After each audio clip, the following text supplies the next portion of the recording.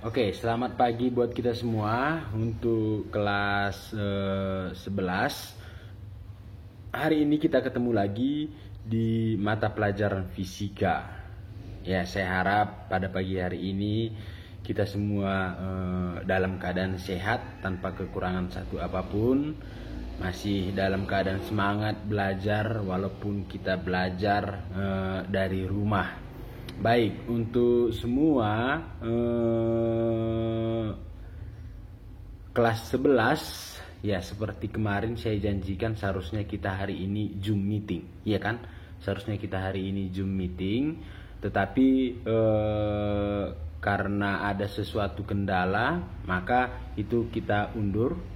Nanti akan kita jadwalkan ulang kapan kita melaksanakan Zoom meeting.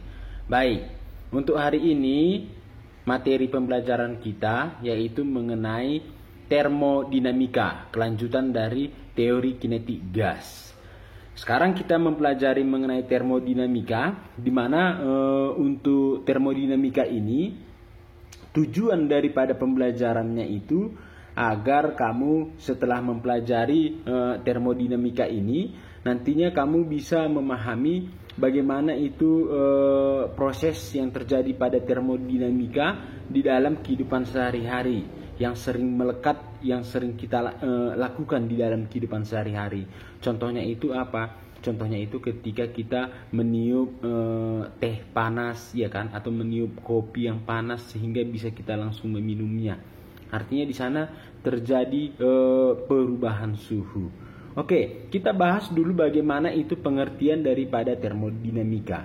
Oke, termodinamika itu berasal dari bahasa Yunani, di mana di sini ada kata termo. Termo itu artinya apa? Termo itu artinya adalah panas, ya kan?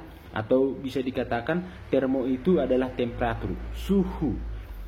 Sedangkan dinamika di sini adalah terjadi perpindahan atau perubahan. Itulah dia yang dikatakan dengan dinamika. Maka ketika kedua kata ini digabungkan, termodinamika, berarti boleh diartikan dia adalah perubahan panas atau perubahan suhu atau perubahan kalor. Oke, jadi ilmu ini mengajarkan atau menggambarkan usaha untuk mengubah kalor atau perpindahan energi yang disebut perubahan suhu menjadi energi serta sifat-sifat pendukungnya. Termodinamika berhubungan erat dengan fisika energi. Panas itu juga berhubungan, kerja dan lain sebagainya. Selain itu, termodinamika juga berhubungan dengan mekanika. Itu nanti kamu pelajari ketika kamu nanti ada mengambil jurusan teknik mesin atau teknik industri dan lain sebagainya. Oke, itulah dia pengertian daripada termodinamika. Sekarang pada termodinamika ini ada banyak hal yang dialami di dalam kehidupan sehari-hari.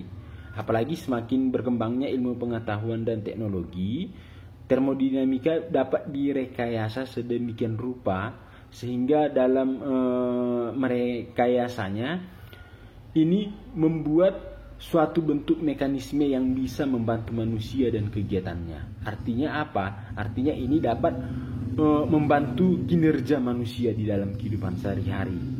Oke, aplikasi termodinamika ini begitu luas, dimungkinkan karena adanya perkembangan ilmu mengenai termodinamika. Ini dimulai sejak tahun 1700-an. Pengembangan ilmu termodinamika dimulai dengan pendekatan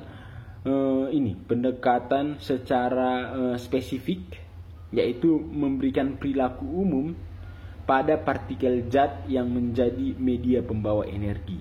Ya, di sini partikel zat ini itu yang sudah kita pelajari di materi teori kinetik gas. Oke.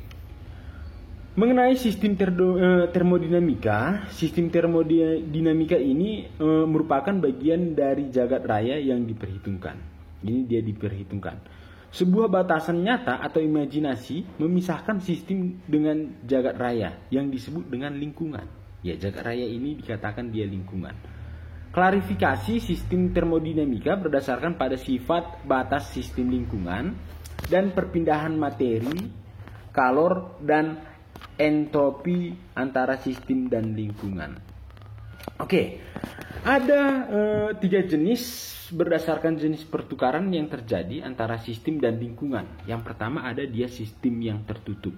Sistem yang tertutup ini bagaimana? Sistem yang tertutup ini terjadi perubahan energi atau pertukaran energi, tetapi dia tidak nyampe ke lingkungan. Contohnya itu bagaimana? Contohnya itu ketika rumah hijau, di mana di sini pertukaran panasnya itu hanya di dalam suatu lingkup saja. Dia tidak nyampe ke lingkungan luar. Itulah dia sistem yang pertama. Yang kedua, ada dia sistem terisolasi. Sistem terisolasi ini bagaimana?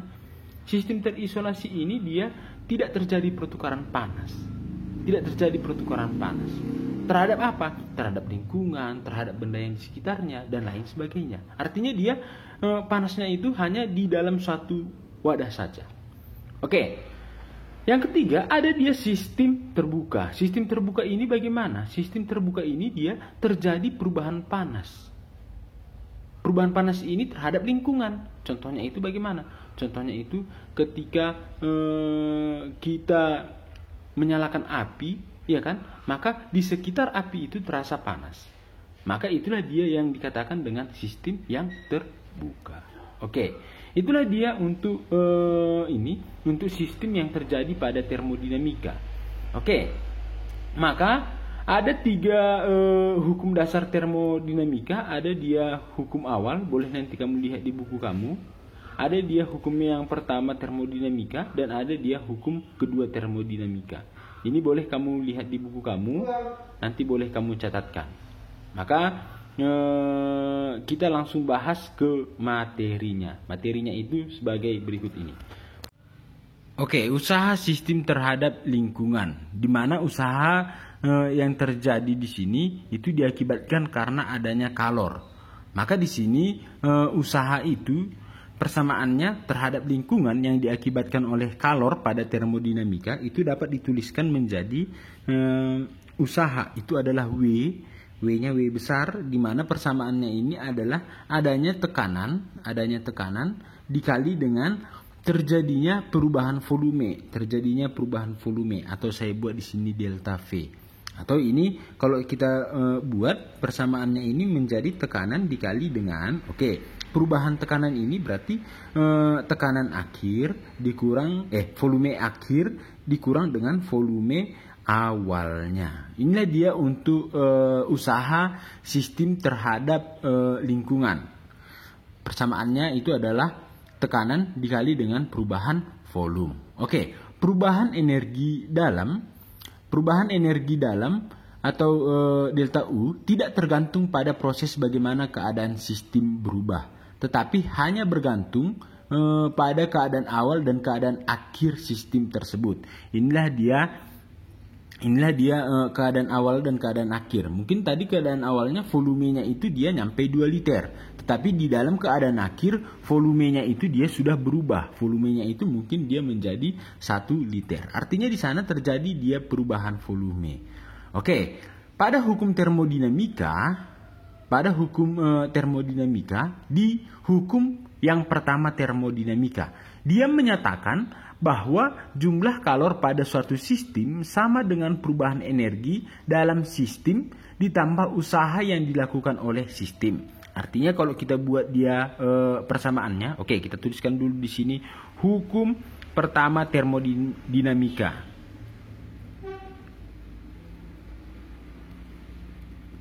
Tadi sudah saya jelaskan bagaimana itu hukum pertama termodinamika. Maka kalau kita buat persamaannya dari penjelasan daripada hukum tersebut, maka boleh dibuat bahwa kalor itu nilainya adalah perubahan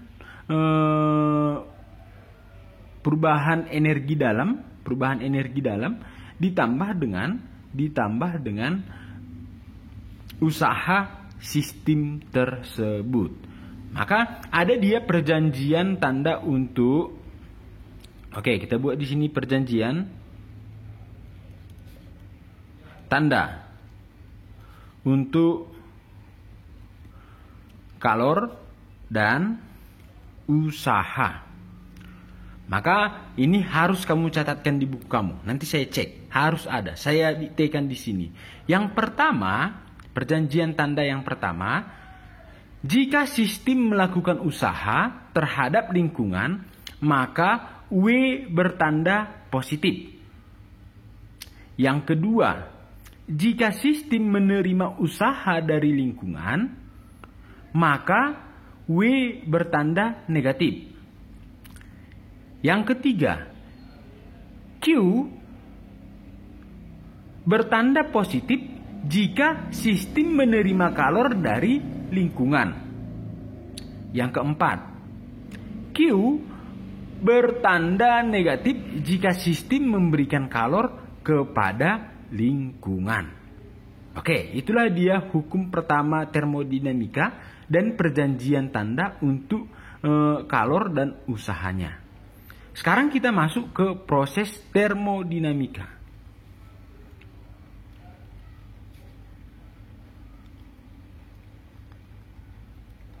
Oke, saya jelaskan di sini. Nanti kamu meringkas apa yang saya jelaskan di sini. Oke, yang pertama ada proses termodinamika, di mana proses termodinamika ini ada 4. Yang pertama ada proses isokorik. Oke. Proses isokorik, di mana pada proses isokorik ini itu merupakan terjadi dalam keadaan volume tetap. Maka di sini saya tandakan volume tetap atau V-nya itu bernilai konstan. Oke, maka kalau dia digambarkan bagaimana? Kalau dia digambarkan seperti ini terhadap tekanan dan volume, ya kan? Karena kita berbicara di sini mengenai usaha, berarti kita misalkan di sini ada dia tekanan, di sini dia volumenya, maka misalkan di sini adalah P1, di sini adalah P2. Maka di sini dia volumenya tetap V1 sama dengan V2. Maka dia digambarkan seperti ini. Oke, maka prosesnya itu, proses isokoriknya itu digambarkan yang ini. Hanya yang ini dia. Saya tebali dia. Nah, inilah dia grafiknya untuk proses isokorik. Maka itulah dia pada proses isokorik. Selanjutnya ada dia proses isobarik. Oke, saya buat di sini proses isobarik.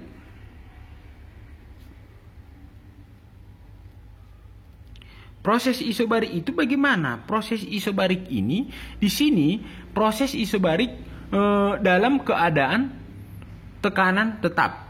Maka boleh kita buat nilai P-nya ini sama dengan konstan. Artinya dia tetap. Kalau digambarkan dia seperti yang ini tadi, bagaimana? Maka boleh kita buat gambarnya itu seperti ini. Misalkan ini tadi yang vertikal itu untuk tekanan, sedangkan ini untuk volume. Maka kalau kita gambarkan dia di sini V1, di sini dia V2, ya dia terjadi perubahan volume, maka dia berbeda.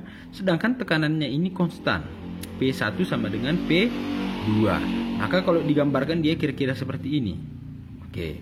Maka inilah dia yang dikatakan dengan grafik pada proses isobarik. Oke. Di mana tekanannya itu dia konstan. Selanjutnya ada dia proses isotermal. Oke, kita buat di sini proses isotermal. Di mana pada proses isotermal ini dia memiliki keadaan suhu yang tetap. Atau kalau saya buat di sini dia nilai daripada T suhu itu nilainya adalah konstan. Tetap.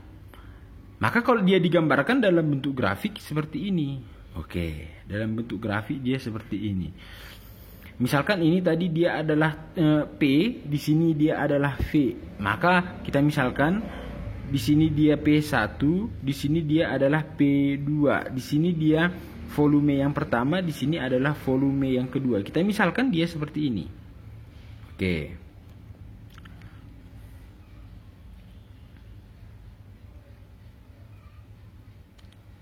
Oke, Kita misalkan dia seperti ini, maka keadaannya nanti bagaimana? Keadaan grafiknya, maka keadaan grafiknya itu seperti ini, dia harus melengkung. Ini dia grafik pada proses isotermal, di mana pada proses isotermal ini keadaannya itu dia konstan. Oke, maka bagaimana dengan usaha yang terjadi pada persamaan pada proses isotermal ini? Maka nilai daripada usahanya itu sama dengan, oke, boleh kamu tuliskan nilainya adalah N dikali dengan R dikali dengan T dikali dengan ln. Ini bahasanya bahasa matematika, yaitu ln V2 per V1. Oke, perubahan energi dalam delta U sama dengan 0, maka kalornya itu nilainya itu adalah usahanya. Artinya kalau saya buat di sini, jika delta U bernilai 0, maka nilai daripada kalor itu sama dengan usaha. Itulah dia untuk proses isotermal. Selanjutnya ada dia proses adiabatik. Pada proses adiabatik ini, dia terjadi tanpa pertukaran kalor antara sistem dan lingkungan. Dia tidak terjadi pertukaran kalor antara sistem dengan dengan lingkungannya. Maka boleh kamu cari bagaimana itu dia tidak terjadi perubahan kalor antara sistem dengan lingkungan. Oke, demikian dulu tadi penjelasan dari saya mengenai materi kita pada hari ini, yaitu mengenai proses isobarik atau pada proses-proses yang ada di termodinamika, atau materi kita mengenai termodinamika. Baik, untuk tugas kamu hari ini saya berikan sangat gampang sekali. Silahkan kamu ringkas penjelasan saya pada hari ini. Boleh kamu ringkas dari buku, dari internet, atau dari mana saja. Yang jelas di buku kamu nanti ada tekanan-tekanan yang saya berikan yang harus kamu tuliskan di buku kamu. Contohnya tadi itu apa? Contohnya itu ada dia perjanjian tanda tadi, ya kan? Perjanjian tanda untuk kalor dan usaha. Maka itu aja dulu pertemuan kita pada hari ini. Silahkan kamu kerjakan tugasnya. Silahkan kamu ringkas, kamu pelajari lagi dari sumber belajar yang lainnya. Demikian dulu perjumpaan kita pada hari ini. Kita akan bertemu di pertemuan berikutnya. Nanti akan saya kabarkan kapan kita melaksanakan Zoom meeting atau nanti menggunakan Google Meet. Oke, hanya itu aja pertemuan pada hari ini. Tetap semangat belajar di rumah, tetap jaga kesehatan. Kalau keluar rumah menggunakan masker. Terima kasih.